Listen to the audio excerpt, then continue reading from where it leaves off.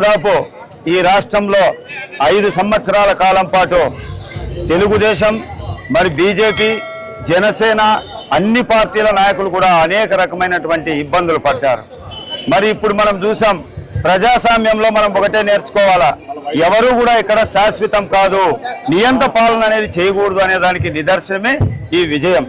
ఈ రోజు భారతదేశంలో చూసుకుంటే ఈ రోజు కేంద్రంలో నరేంద్ర మోడీ గారు, మన రాష్ట్రంలో చంద్రబాబు నాయుడు పవన్ కళ్యాణ్ గారి నాయకత్వంలో ఈ రోజు చూస్తున్నాం. మనం ఇప్పుడే ఈ రోజు గౌరవ ప్రధానమంత్రిగా 3వసారి ప్రమాణ స్వీకారం చేస్తున్నటువంటి వ్యక్తి మన పెద్దలు నరేంద్ర మోడీ గారు 3వసారి ప్రధానమంత్రిగా చేస్తున్నారు. అంటే ఈ రాష్ట్రానికి ఈ దేశానికి ఆయన అవసరం చాలా ఉంది. మన రాష్ట్రంలో చూస్తే చంద్రబాబు నాయుడు గారు అనేక రకమైనటువంటి సంక్షేమ పథకాలతో పాటు ఈ రాష్ట్ర అభివృద్ధిలో భాగస్వామైనటువంటి ఈ చరిత్రలో ఎవరైనా ఉన్నారంటే అది చంద్రబాబు నాయుడు గారు. మరి మన కియా పరిశ్రమ తెచ్చాం. ఈ రాష్ట్రంలో హాద్రినీవా కాలువ ద్వారా అన్ని చెరువులకు నీళ్లు నింపి ఎంతో అభివృద్ధి పదంలో నడిచిన వ్యక్తి మన చంద్రబాబు నాయుడు. అదే విధంగా ఈ రాష్ట్ర ప్రజలు కూడా చంద్రబాబు నాయుడు నాయకత్వాన్ని కోరుకొని అత్యధిక మెజార్టీతో ప్రతిపక్ష హోదా లేకుండా చేసినారు. కాబట్టి ఇప్పటికైనా ఈ రాష్ట్రం గురించి, ఈ ప్రజల గురించి, ఈ దేశం గురించి ఆలోచించే వ్యక్తి మన చంద్రబాబు నాయుడు, పవన్ కళ్యాణ్, నరేంద్ర మోడీ గారు.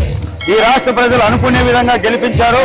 ఇదే స్ఫూర్తితో మేము ఏదైతే ఎలక్షన్ లో వాగ్దానం ఇచ్చామో, సిలిండర్లు కావచ్చు, మంచినీటి పొలాలు కావచ్చు, ఉచిత బస్సు ప్రయాణం కావచ్చు, అన్ని కూడా అభివృద్ధి పదంలో నడిపించి ఈ రాష్ట్రానికి పూర్వభయం తెస్తాం, ఈ రాష్ట్రాన్ని అభివృద్ధి పదంలో నడిపిస్తాం. ఇప్పటికైనా అందరూ కూడా సంతోషంగా ఈ రోజు జరుపుకున్నటువంటి పండుగ 12వ తారీఖు కూడా మన రాష్ట్రంలో కూడా జరుపుకుంటారు.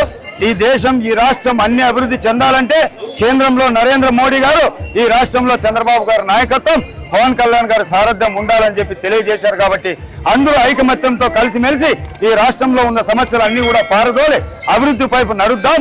జై చంద్రబాబు నాయుడు, జై పవన్ కళ్యాణ్, జై నరేంద్ర మోడీ, జై టీడీపీ, జై జనసేన, జై భారతీయ జనతా పార్టీ.